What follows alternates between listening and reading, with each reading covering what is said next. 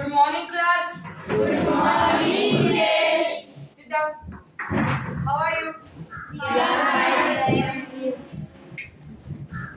So, we are starting today English 2 revision.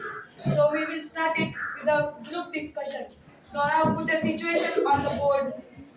You, we have groups of four, and they have to discuss the situation and what they have to do.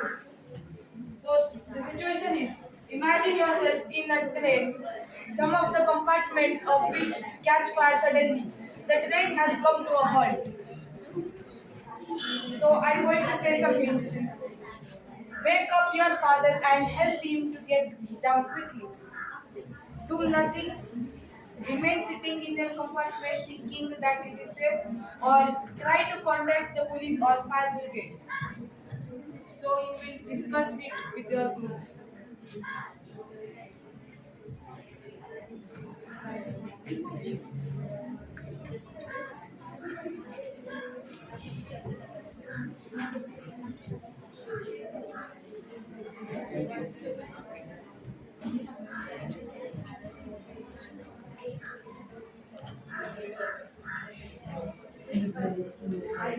I will try to contact. So who will tell the correct things? So will you represent your group? Yes. So come here.